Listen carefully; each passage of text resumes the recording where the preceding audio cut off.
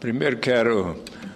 registrar e agradecer a atenção do ministro da Agricultura, Antônio Andrade,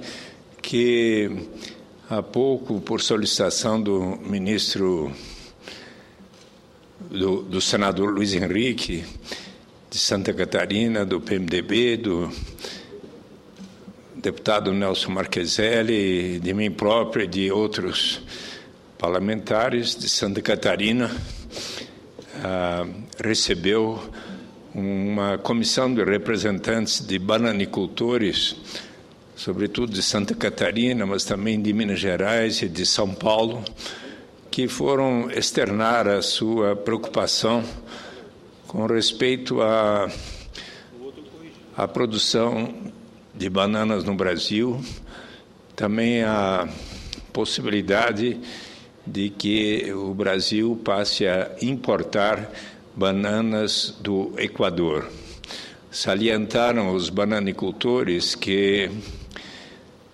95% da produção de bananas no Brasil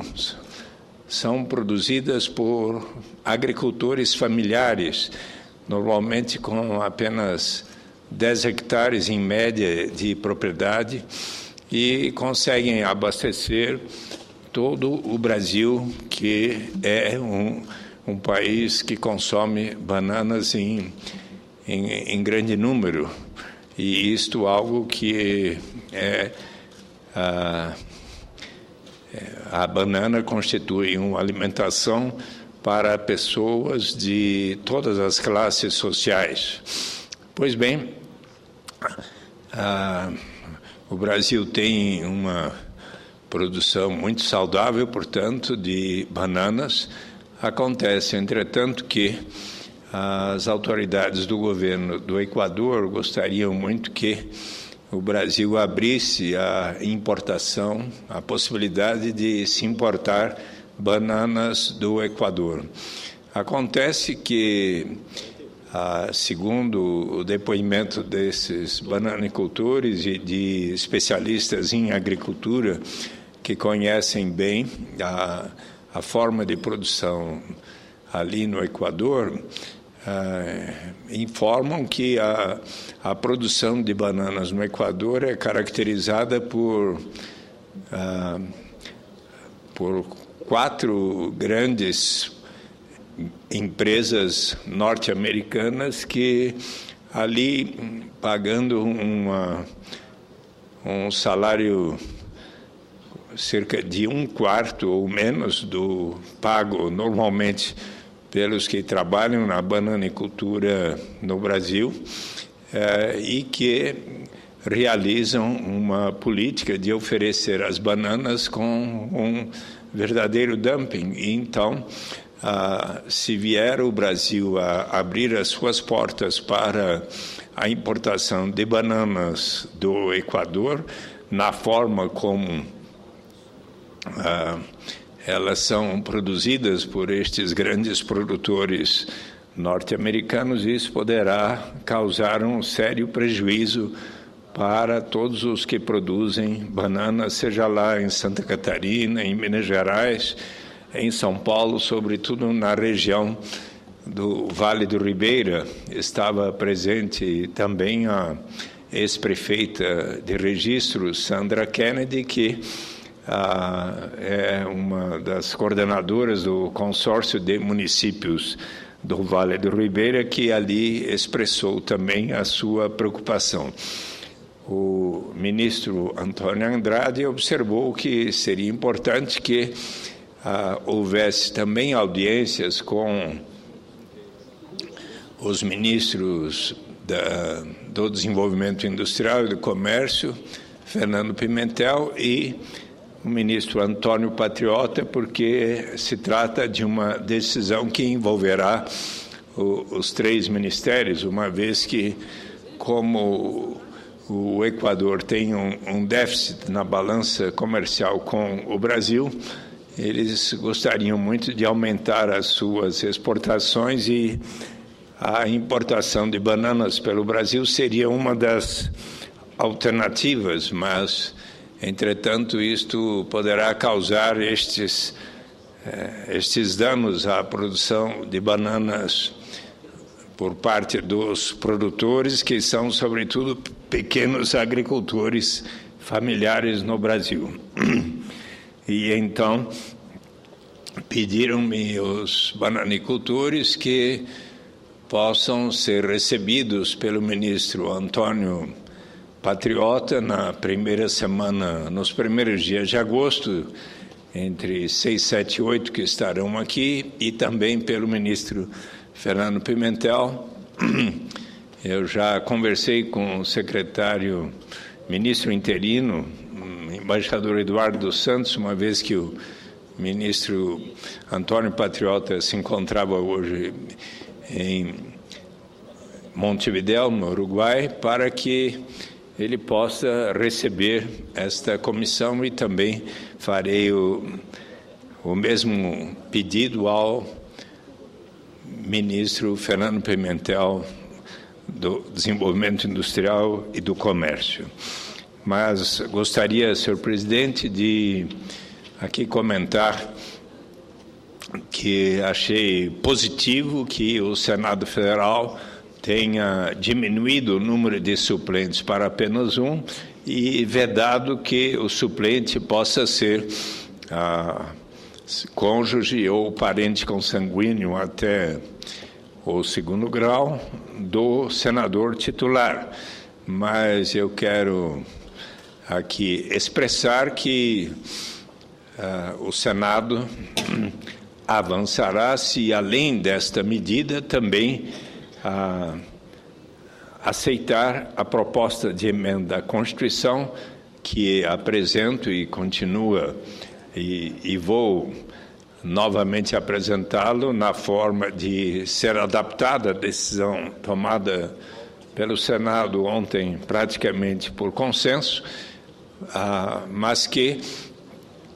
consideremos também a eleição direta deste único suplente deste senador, ou seja, na hora que o partido ou o candidato, ou na hora que o partido ou a coligação de partidos apresentar o seu candidato ao Senado, para a população, para os eleitores, caberá aos eleitores não apenas escolher qual senador, dentre os diversos que são apresentados pelos partidos ou coligações, mas, além disso, para aquele agora único suplente, cada partido ou coligação apresentará até 2 ou 3 alternativas e caberá aos eleitores a responsabilidade de escolher, de tal maneira que, se assim procedermos, todos os 81 senadores aqui serão sempre eleitos diretamente pelo povo e não apenas como um vice ou como um suplente de senador que não recebeu os votos diretamente. Assim, presidente Mozarilo Cavalcante,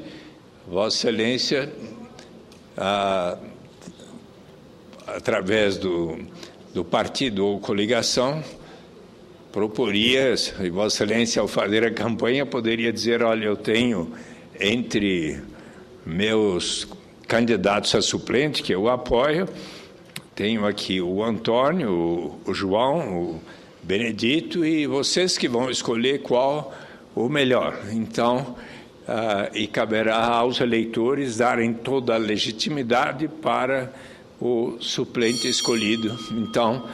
quero deixar essa ideia para todos os colegas senadores examinarem. E, finalmente, quero cumprimentar os ministros Antônio Patriota, Celso Amorim, José Elito e hoje Paulo Bernardo, que estiveram na Comissão de Relações Exteriores e Defesa Nacional, quando tiveram a oportunidade de conosco dialogar e expressar e nos transmitir as informações de todos os cuidados que estão sendo tomados pelo governo brasileiro diante das revelações do Sr. Edward Snowden, que revelou como é que nos Estados Unidos da América existe um sistema tal em que as nossas comunicações telefônicas, por internet e tudo, podem estar sendo objeto de acompanhamento. Acho importante, senadora Vanessa, que Vossa Excelência tenha proposto uma comissão parlamentar de inquérito para examinarmos em profundidade e que, inclusive, possamos agora, com a colaboração do Poder Executivo, elaborar ainda melhor o marco regulatório que vai ter um caráter internacional para ser proposto à Organização das Nações Unidas, para que as nações como um todo possam melhor regulamentar e prevenir a violação dos direitos previstos na Constituição, de que nós, cidadãos brasileiros, não podemos ter as nossas comunicações, sejam as de telefone ou pela internet, sendo divulgadas, a não ser, conforme diz a lei e a Constituição, por determinação judicial, quando isto se justificar por organismo ou juiz, portanto, por ordem de justiça. Eu peço para ser breve, para respeitar o tempo regimental. Senhora eu serei Vanessa Graziotin. Muito breve. Senadora Vanessa Graziotin. Muito obrigada, senador Suplicy. Serei muito breve, apenas para cumprimentá-lo e dizer que Vossa Excelência tem participado com muita assiduidade dessas audiências públicas e, de fato, os ministros, ontem foram 3, hoje um ministro, tiveram a maior boa vontade, digo, de vir aqui num prazo tão curto para debater com os senadores e ontem até com os deputados federais aqui no Senado. Isso é importante, porque todos dizem, nós estamos diante de um problema que não é de governo, é um problema de Estado, é um problema do direito individual das pessoas, mas também da segurança das empresas, enfim, e que tem que ser investigado. Só para dizer a Vossa Excelência da gravidade, o próprio Parlamento Europeu, senador Suplicy, já determinou que terá também uma CPI para investigar esse absurdo que se comprovar que os Estados Unidos faz em relação a outros países do mundo. Cumprimento Vossa Excelência, que tem tido um papel muito importante nesse debate. Muito obrigado, senadora Vanessa Graziotin. Certamente todos nós, senadores, colaboraremos para o bom andamento da CPI proposta por Vossa Excelência. Gostaria, finalmente, de cumprimentar a senadora Ana Rita, o senador Paulo Paim, pela audiência pública hoje, em que ouviram, sobretudo, jovens representantes de todos os movimentos sociais que têm realizado estas manifestações no Brasil. Avalio que se trata de um processo democrático muito importante. E é importante que essas manifestações, inclusive como as que hoje estão ocorrendo em diversos municípios brasileiros, inclusive na cidade de São Paulo, que recomendo a todos possam ser realizadas de maneira pacífica, sem depredações, sem violência, sem incêndios e, sobretudo, com a expressão de suas vozes para que todos nós possamos ouvi-las. Muito obrigado, senhor presidente.